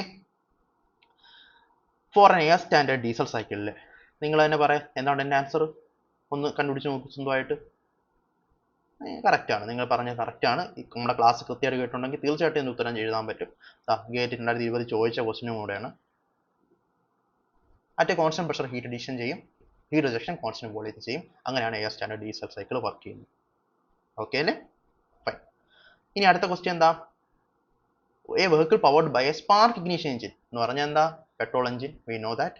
So follows air standard Otto cycle gamma 1.4. Engine generates 70 kilowatt while consuming 10.3 kilogram per hour of fuel. Fuel consumption rate തന്നിട്ടുണ്ട്. എത്ര പവർ എഞ്ചിൻ ജനറേറ്റ് ചെയ്യുമെന്ന് പറഞ്ഞിട്ടുണ്ട്. കലോറിഫിക് വാല്യൂ ഓഫ് ഫ്യൂൽ തന്നിട്ടുണ്ട്. ഇത്രയും കിലോ ജൂൾ കിലോഗ്രാമിന് കിട്ടും. ഓക്കെ. അപ്പം ഈ കിലോറിഫിക് വാല്യൂവും ഈ എത്ര ഫ്യൂൽ കൺസ്യൂം ചെയ്യുന്ന പറയുമെങ്കിൽ നമുക്ക് എത്രത്തോളം എനർജി ഓരോ അവറിലും അല്ലെങ്കിൽ ഒരു പർട്ടിക്കുലർ ടൈമിൽ എത്ര കിട്ടുമെന്ന് നമുക്ക് കണ്ടുപിടിക്കാൻ വേണ്ടി ഈസി ആയിട്ട് പറ്റും. നമുക്കത് അറിയാം. ചോദിച്ചേക്കുന്നത് ഒന്നുമല്ല, കംപ്രഷൻ റേഷ്യോ. ഇവിടെയാണ് നമ്മുടെ അയാളുടെ ഒരു ട്വിസ്റ്റ്. കംപ്രഷൻ റേഷ്യോ ആണ് ചോദിച്ചേക്കുന്നത്. പക്ഷെ തന്നേക്കുന്ന കംപ്രഷൻ റേഷ്യോയുടെ യാതൊരു സാധനങ്ങൾ നമുക്ക് വേണ്ടുന്ന before compression, after divide by volume after compression ഇതൊന്നും ഒരു സെറ്റപ്പ് തന്നിട്ടില്ല. എന്ത് ചെയ്യും? Eta Otto is a function of compression ratio and gamma അല്ലേ? അല്ലേ? ഇക്വേഷൻ ഓർമ്മയുണ്ടോ? ഇക്വേഷൻ എഴുതി നോക്കൂ. ഇക്വേഷൻ എഴുതി നോക്കുക. ഇക്വേഷൻ കാണാതെ അതാണ് അതിനകത്തുള്ളതിൽ ഏറ്റവും സിമ്പിൾ ഇക്വേഷൻ അതാണ്. അത് ഓർമ്മയുണ്ടോ നോക്കൂ. സോ ഇക്വേഷൻ ദാ 1 - 1/n അല്ല 6 ആണ്. നമ്മൾ ഇവര് ഈ ക്വസ്റ്റിനകത്ത് മൊത്തം n-ന് എല്ലായിടത്തും 6 ഇട്ടേക്കുന്നത് കേട്ടോ. 6 നമ്മൾ പഠിച്ച സ്ഥലത്തല്ല അവർ n ആണ് ഇട്ടേക്കുന്നത്. നമുക്കതെല്ലാം ഒന്ന് 6 ആക്കിയേക്കാം, നിങ്ങൾക്ക് ഡൗട്ട് വരില്ല. സോ ഇത് 6, ഇതും 6, ഇതും 6, ഇതും 6. അപ്പോൾ അതിനകത്ത് നമുക്ക് ഉണ്ട് 6 വന്നിട്ടുണ്ട്, ഗാമയുണ്ട്. ഇവിടെ ഗാമ വന്നിട്ടുണ്ട്. നമ്മളപ്പോൾ 6 കണ്ടുപിടിക്കാൻ വേണ്ടി നമുക്ക് എഫിഷ്യൻസി കണ്ടുപിടിച്ചാൽ നമുക്ക് 6 കണ്ടുപിടിക്കാൻ വേണ്ടി പറ്റും. Okay okay okay. അപ്പോൾ എങ്ങനെ എഫിഷ്യൻസി കണ്ടുപിടിക്കും? ഓട്ടോ സൈക്കിളിന്റെ എഫിഷ്യൻസി നമ്മൾ എങ്ങനെ കണ്ടുപിടിക്കും? സി, എഫിഷ്യൻസി എന്ന് പറഞ്ഞാൽ എന്തുമാത്രം പവർ നമുക്ക് കിട്ടുന്നു, power out divide by combustion chamber അല്ലെങ്കിൽ കമ്പഷനിൽ നിന്ന് നമുക്ക് വരാൻ സാധ്യതയുള്ള അത്രയും പവർ. അപ്പൊ എങ്ങനെ നമുക്ക് പറയാൻ പറ്റും? ഇവിടെ ഓൾറെഡി ഇവർ പറയുന്നുണ്ട് engine generate 70 kilo watt. So 70 നമുക്ക് ബ്രേക്ക് പവർ ആയിട്ട് എഴുതാൻ പറ്റും. കിലോ വാട്ടാണ്, കാരണം എല്ലായിടത്തും നമ്മൾ ടൈം വെച്ച് ഡിവൈഡ് ചെയ്ത് കഴിഞ്ഞാൽ നമുക്ക് ജൂളിന്റെ ആവശ്യമില്ല, നമുക്ക് പവറിൽ എഴുതാൻ പറ്റും. 70 divide by calorific value into mass flow rate multiply ചെയ്താൽ മതി. ഞാൻ നേരത്തെ പറഞ്ഞു. അപ്പോൾ കലോറിഫിക് വാല്യൂ ഓൾറെഡി നമുക്ക് പറഞ്ഞിട്ടുണ്ട് 4400 into mass flow rate. Mass flow rate നമുക്ക് എന്ത് പറയാൻ പറ്റും? 10.3 kilo joule gram per hour ആണ്. നമുക്ക് സെക്കൻഡ് ആക്കണമെങ്കിൽ 3600 മൾട്ടിപ്ലൈ ചെയ്യാം. അപ്പോൾ എഫിഷ്യൻസി കിട്ടി. എഫിഷ്യൻസി 0.556 കിട്ടും. അത് 1 - 1/r⁻⁻1 ആയതുകൊണ്ട് ഗാമ തന്നിട്ടുള്ളത് കൊണ്ട് നമുക്ക് ഈസി ആയിട്ട് R കണ്ടുപിടിക്കാൻ പറ്റും. സി, അങ്ങനെയാണ് ട്രിക്ക് ക്വസ്റ്റ്യൻസ് വരുന്നത്. സോ വളരെ സിമ്പിൾ. ഈ ക്വസ്റ്റ്യൻസ് എല്ലാം നമുക്ക് അറിയാവുന്ന ക്വസ്റ്റ്യൻസ് ആയിരുന്നു. പക്ഷെ ആ സമയത്ത് നമുക്ക് ചിന്തിക്കണം, ആലോചിക്കണം, ആ ഇക്വേഷൻ വെച്ച് നമുക്ക് സപ്ലൈ ചെയ്യാൻ പറ്റണം. അതിന് നമ്മൾ ക്വസ്റ്റ്യൻസ് പ്രാക്ടീസ് ചെയ്യണം. Okay, so more and more questions practice ചെയ്യുക. ആദ്യം കൺസെപ്റ്റ് അറിയണം. കൺസെപ്റ്റ് റെഡി ആയതിനു ശേഷം, ക്ലിയർ ആയതിനു ശേഷം, ഇക്വേഷൻസ് എല്ലാം ക്ലാരിഫൈ ആയതിനു ശേഷം നമുക്ക് സിമ്പിൾ ആയിട്ട് പ്രോബ്ലംസ് പല രീതിയിൽ പ്രാക്ടീസ് ചെയ്യുമ്പോഴാണ് നമുക്ക് ഈ ഒരു ആൻസർ. സിമ്പിൾ ആണ് കേട്ടോ, വളരെ സിമ്പിൾ ആയിട്ട് ആൻസർ എടുക്കാൻ പറ്റുന്ന ഒരു സിമ്പിൾ ക്വസ്റ്റ്യൻ ആണ്. ഓക്കെ, അടുത്ത ക്വസ്റ്റ്യൻ. അടുത്തത് ഒരു വേപ്പർ കംപ്രഷൻ റെഫ്രിജറേഷൻ സൈക്കിളിന്റെ ഒരു ക്വസ്റ്റ്യൻ ആണ്. ഇതിനകത്ത് അവർ കണ്ടൻസിങ് ടെമ്പറേച്ചർ 35 ഡിഗ്രി പറഞ്ഞിട്ടുണ്ട്. അപ്പോൾ ഇതാണ് കണ്ടൻസർ നടക്കുന്നത്, കണ്ടൻസിങ്. ഓക്കെ, അതേപോലെ evaporator temperature -10 degree Celsius. So ഇത് ഇവാപറേറ്റർ. ഹീറ്റ് എടുക്കുന്ന ഇവാപറേറ്റർ ആണ്. നമ്മൾ ഓൾറെഡി പറഞ്ഞാണ് എന്താ കാര്യങ്ങളൊന്നും. 15 കിലോ വാട്ട്സ് ഓഫ് കൂളിംഗ് ആണ് നടക്കുന്നത്. അതായത് ഇത് എടുക്കുന്ന ഹീറ്റിന്റെ റേറ്റ് ആണ് ഈ പറഞ്ഞേക്കുന്നത്, 15 കിലോ വാട്ട്സ്. ഇത് വാട്ടിലാണ് വന്നേക്കുന്നത്, ജൂളിലല്ല. ഓക്കെ, അപ്പോൾ അത് ശ്രദ്ധിക്കുക. പവറിൽ വന്നേക്കുന്നത് ബൈ ടൈം, അത്രേ ഉള്ളൂ. നൗ PS ഡയഗ്രാം ഉണ്ട്. അപ്പോൾ എല്ലാ എൻതാൽപ്പീസ് നമുക്ക് തന്നിട്ടുണ്ട്. ഓക്കെ, അപ്പം if isentropic efficiency of compressor. Okay, isentropic efficiency തന്നിട്ടുണ്ട് കംപ്രസറിന്റെ, ഐസെൻട്രോപിക്. ഓക്കെ, അപ്പം അത് തന്നിട്ടുണ്ട്. അതുകൊണ്ടാണ് ഇത് സ്ട്രെയിറ്റ് പോവാതെ ഇത് ഇങ്ങനെ മാറിപ്പോണത്. ഓക്കെ, അപ്പം isentropic efficiency of the compressor 0.75 ആണ്. മാഗ്നിറ്റ്യൂഡ് ഓഫ് കംപ്രസർ പവറിന്റെ മാഗ്നിറ്റ്യൂഡ്, അതായത് എത്രത്തോളം പവർ നമ്മൾ സപ്ലൈ ആണ്, ഇവിടെ കൊടുക്കുന്ന പവറാണ് ചോദിച്ചേക്കുന്നത്. കിലോ വാട്ടിലാണ് അറിയേണ്ടത്. അപ്പോൾ നമുക്ക് എങ്ങനെ ചെയ്യാൻ പറ്റും നോക്കാം. നമുക്ക് ക്വസ്റ്റ്യൻ പല രീതിയിൽ ചെയ്യാൻ പറ്റും. ഒരു രീതി നമുക്ക് നോക്കാം. ഒന്ന്, കൂളിംഗ് കപ്പാസിറ്റി 15 കിലോ വാട്ട് എന്ന് പറയുന്നുണ്ട്. ഓക്കെ, സോ ഇവിടെ 15 കിലോ വാട്ട്. ഇത് കിലോ വാട്ട് ആണല്ലോ. അപ്പോൾ സ്പെസിഫിക് എൻതാൽപ്പി അല്ലെങ്കിൽ ഇവിടെ H കിലോ ജൂൾ പെർ കിലോഗ്രാമിൽ തന്നിട്ടുണ്ട്. അപ്പോൾ നമ്മളിതിനെ ഇതിൻ്റെ ഒരു ചേഞ്ച്, അതായത് നമ്മുടെ കൂളിംഗ് കപ്പാസിറ്റി എന്ന് പറയുന്ന സാധനം, അല്ലെങ്കിൽ അതെന്ന് പറഞ്ഞാൽ എന്താണ്, നമ്മൾ എത്രത്തോളം ഇത് നമ്മുടെ ഇവാപറേറ്റർ എടുക്കുന്നുള്ളതാണ്. ഓക്കെ, ഇവാപറേറ്റർ എടുക്കുന്ന enthalpy change into mass flow rate multiply ചെയ്താൽ നമുക്കത് പവറിൻ്റെ ടേംസിൽ കിട്ടും. Okay, so H1 - H4. H1 നമുക്ക് ഓൾറെഡി അറിയാം, ഇത് 1 ആണ്. ഓക്കെ, ഇത് 4 ആണ്, ഇത് 2 ആണ്, ഇത് 3 ആണ്. അപ്പോൾ H1 - H4 400 - 250 അത്രയും enthalpy change into mass flow rate m multiply ചെയ്യുമ്പോൾ നമുക്ക് 15 എന്നുള്ള ഒരു വാല്യൂ കിട്ടും. ഓക്കെ, അപ്പോൾ അങ്ങനെ നമുക്ക് m എന്ത് കിട്ടും? 0.1 കിലോഗ്രാം പെർ സെക്കൻഡ് ആണ് ഇതിനകത്തൂടെ പോണ മാസ് നമുക്ക് കിട്ടി. ഓക്കെ, ഫസ്റ്റ് തിങ് ആയി. നമ്പർ 2, ഐസെൻട്രോപിക് ആയിട്ടുള്ള വർക്ക് എത്ര? അപ്പം ഇത് ആക്ച്വലി ഐസെൻട്രോപിക് വർക്ക്, നേരത്തെ പറഞ്ഞത് എനിക്ക് മിസ്റ്റേക്ക്. ഓക്കെ, ഇത് PS ഡയഗ്രാം ആണ്. PS ഡയഗ്രത്തിനകത്ത് ഇപ്പം TS ഡയഗ്രാം ആണെങ്കിൽ ഇങ്ങനെ പോകുന്ന സാധനം പിന്നീട് ഇങ്ങനെ പോകാൻ നമുക്ക് കാണാൻ പറ്റുന്നത്. PS ഡയഗ്രത്തിന് കൃത്യമായിട്ട് കാണാൻ പറ്റത്തില്ല. അപ്പം 1 ഉം 2 ഉണ്ട്. ഇത് ഐസെൻട്രോപിക് ആയിട്ടുള്ള രീതിയിലാണ് പറഞ്ഞേക്കുന്നത്. പക്ഷേ ആക്ച്വലി നമുക്കൊരു ഐസെൻട്രോപിക് എഫിഷ്യൻസി ഇവിടെ ഉണ്ട്. അപ്പോൾ കംപ്രസറിന്റെ എഫിഷ്യൻസി ഉണ്ട്. സോ ഐസെൻട്രോപിക് ആയിട്ടുള്ള നമ്മൾ ചെയ്യുന്ന വർക്ക് എന്ന് പറഞ്ഞാൽ 2 - 1 ആണ്. H2 - H1. Okay, so H2 - H1 എന്ന് പറഞ്ഞാൽ തന്നിട്ടുണ്ട് ഓൾറെഡി. H2 എല്ലാത്തിൻ്റെ വാല്യൂ തന്നിട്ടുണ്ട്. 475 - 400 = 75 kilo joule per kilogram. Okay, now efficiency of compressor നമുക്കറിയാം. Isentropic efficiency 0.75. അപ്പം 0.75 will be equal to isentropic divided by actual. So actual work കിട്ടണമെങ്കിൽ 75 divided by 0.75 ചെയ്താൽ മതി. 100 kilo joule per kilogram. Okay, so 100 kilo joule per kilogram ആണ് കിട്ടുന്നത്. അപ്പം നമുക്ക് നമുക്ക് വർക്കിന്റെ ടേംസിൽ കിട്ടി, വർക്ക് പെർ കിലോഗ്രാം കിട്ടി. ആ വർക്ക് പെർ കിലോഗ്രാമിനെ നമ്മൾ എന്തായിട്ട് കൺവേർട്ട് ചെയ്യണം? പവറായിട്ട് കൺവേർട്ട് ചെയ്യണം. എങ്ങനെ പവറായിട്ട് കൺവേർട്ട് ചെയ്യാം? നമ്മൾ kg per second വെച്ച് മൾട്ടിപ്ലൈ ചെയ്യാം. അതായത് ഈ m വെച്ച് മൾട്ടിപ്ലൈ ചെയ്ത് കഴിഞ്ഞാൽ നമുക്ക് ആൻസർ കിട്ടും. So m into W actually ചെയ്ത് കഴിഞ്ഞാൽ 0.1 into 100 അത് 10 കിലോ വാട്ട് എന്നുള്ള രീതിക്ക് നമുക്ക് എഴുതാൻ വേണ്ടി പറ്റും. അടുത്ത നമുക്ക് എയർ കണ്ടീഷൻ സിസ്റ്റത്തിന്റെ ഒരു ക്വസ്റ്റ്യൻ നോക്കാം. ജസ്റ്റ് നിങ്ങളൊന്ന് ചെയ്ത് നോക്കുക. ആദ്യമേ കിട്ടത്തില്ലെങ്കിൽ നമുക്ക് ചെയ്യാം. അപ്പോൾ എയർ കണ്ടീഷൻ സിസ്റ്റം പറഞ്ഞിട്ടുണ്ട്.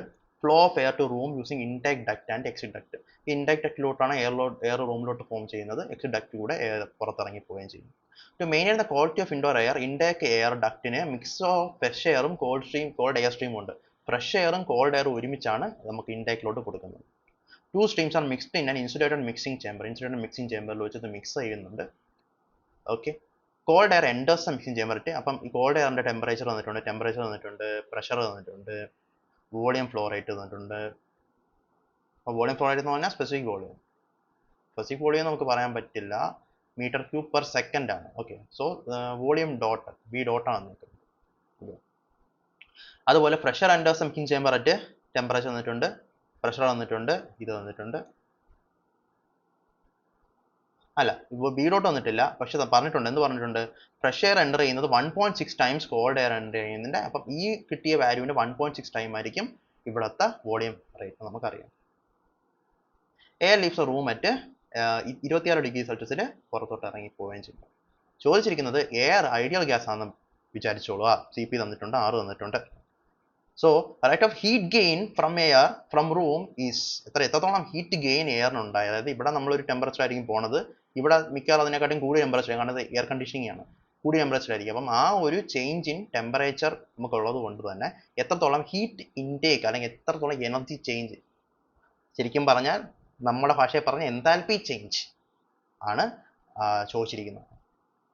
അതായത് ഇവിടെ ഒരു എൻതാൽപ്പി ഉണ്ട്, ഇവിടെ ഒരു എൻതാൽപ്പി ഉണ്ടെങ്കിൽ ആ എൻതാൽപ്പിയുടെ ചേഞ്ച് എത്ര എന്നുള്ളതാണ് ചോദിച്ചേക്കുന്നത്. എങ്ങനെ ചെയ്യാൻ പറ്റും? ഇവിടെ ഒരു ചെറിയൊരു മിസ്റ്റേക്ക് ഉണ്ട്, ഇത് കോൾഡ് എയർ അല്ല, നമുക്ക് ബാക്കി വായിച്ചേക്കാം.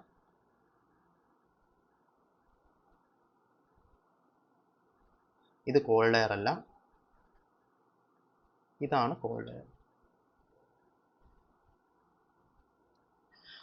കോൾഡ് എയറിന്റെ കേസിൽ P1 V1 = M1 R T1 ഉപയോഗിച്ച് നമുക്ക് M1 ഡോട്ട് കണ്ടുപിടിക്കാം. അതായത് എത്ര മാസിനകത്ത് കയറുന്ന കണ്ടുപിടിക്കാൻ പറ്റും. കാരണം R ഉണ്ട്, T ഉണ്ട്, V ഉണ്ട്, P ഉണ്ട്, എല്ലാം തന്നിട്ടുണ്ട്. അപ്പം M1 ഡോട്ട് കണ്ടുപിടിക്കാൻ ഒരു പാടുമില്ല, നമുക്ക് കണ്ടുപിടിക്കാൻ വേണ്ടി പറ്റും. ആ M1 ഡോട്ടിനെ നമ്മൾ 1.6 വച്ച് മൾട്ടിപ്ലൈ ചെയ്താൽ നമുക്ക് ഫ്രഷ് എയറിന്റെ M2 ഡോട്ട് കിട്ടും. അപ്പം ഇതാണ് 1 പോയിന്റ്, ഇതാണ് 2 പോയിന്റ്, ഇത് 3 പോയിന്റ്, ഇത് 4 പോയിന്റ്. അപ്പം ഈ M1 M2 കൂടെ ചേർന്നായിരിക്കും M3 ഉണ്ടാവുന്നത് മാസ്. ആ M3 ഉണ്ടാവുന്ന മാസ് തന്നെ ആയിരിക്കും ഇവിടെയും വരുന്നത്. കാരണം വെച്ചാൽ ഇത് പുറത്തോട്ട് മാസ് ഒന്നും പോണില്ല. അപ്പോൾ ടോട്ടൽ എയറിന്റെ മാസ് നമുക്ക് കിട്ടി. അങ്ങനെ നമുക്ക് മാസ് കൺസർവേഷൻ വെച്ചിട്ട് നമുക്ക് M3യുടെ വാല്യൂ കിട്ടി. ഓക്കെ, മാസ് കൺസർവേഷൻ കഴിഞ്ഞു. ഇനി എനർജി കൺസർവേഷൻ, മിക്സിങ്ങിന്റെ സമയത്തുള്ള എനർജി കൺസർവേഷൻ. നമുക്കറിയാം ഇവിടുത്തെ എൻതാൽപ്പി, ഓക്കെ, H1ൽ നിന്ന് വരുന്ന എൻതാൽപ്പി പ്ലസ് H2ൽ നിന്ന് വരുന്ന എൻതാൽപ്പി രണ്ടും കൂടെ മിക്സ് ചെയ്യുന്നതായിരിക്കും H3യുടെ എൻതാൽപ്പി. ഓക്കെ, H1ന്റെ എൻതാൽപ്പി നമുക്ക് എങ്ങനെ എഴുതാൻ പറ്റും? എൻതാൽപ്പിയുടെ റേറ്റ് ആയിരിക്കും ഓഫ് കോഴ്സ് ഇങ്ങനെ ആയിരിക്കും വരിക. സോ നമുക്ക് പറയാം M1 dot H1 plus M2 dot H2 is equal to M3 dot H3. H1 എനിക്ക് മാറ്റി എഴുതാം. എങ്ങനെ എഴുതാം? CpT1. ഇതും പറയാം CpT2. ഇതിനകത്ത് CP എല്ലാ വാല്യൂ സെയിം ആയിരിക്കും, കാരണം എയർ ആയിട്ട് കൺസിഡർ ചെയ്യാൻ, അതായത് ഐഡിയൽ ഗ്യാസ് ആയിട്ട് കൺസിഡർ ചെയ്ത് അവർ പറയുന്നുണ്ട് അല്ലേ, പറയുന്നുണ്ടല്ലോ എവിടെയോ. Ideal gas, air behaviours ideal gas. So CpT3 പറയുന്നു.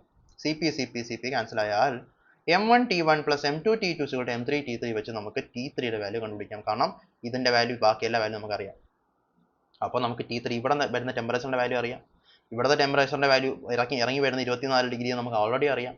അപ്പോൾ 24 മൈനസ് ഈ ടെമ്പറേച്ചർ ആണ് ടെമ്പറേച്ചർ ചേഞ്ച്. ഇത് ചോദിച്ചേക്കുന്ന ടെമ്പറേച്ചർ ചേഞ്ച് അല്ല, ഹീറ്റ് ഗെയിൻ അല്ലെങ്കിൽ ഹീറ്റിന്റെ ചേഞ്ച് ചോദിച്ചേക്കുന്നത്, എനർജി ചേഞ്ച് ചോദിച്ചേക്കുന്നത്. അപ്പോൾ ഇവിടുത്തെ എൻതാൽപ്പി കണ്ടുപിടിക്കുന്നത് എന്താ ചെയ്യുക? M.Cp സാധനം, ഇവിടെ M.Cp ഈ സാധനം. അപ്പോൾ M3 ഡോട്ട്, ഇത് 3 ആയതുകൊണ്ട് ടോട്ടൽ ഈ ഒരു എയർ മാറുന്നില്ല, ഈ എയർ കയറുന്ന അത്ര എയറിന്റെ മാസ് തന്നെ ഇങ്ങോട്ട് വരുന്നുണ്ട്. M3 dot into CP times T4 minus T3 ചെയ്ത് കഴിഞ്ഞാൽ നമുക്ക് ഹീറ്റ് ഗെയിൻ്റെ ആൻസർ കിട്ടും. അത്രയേ ഉള്ളൂ ഈ ക്വസ്റ്റ്യൻ.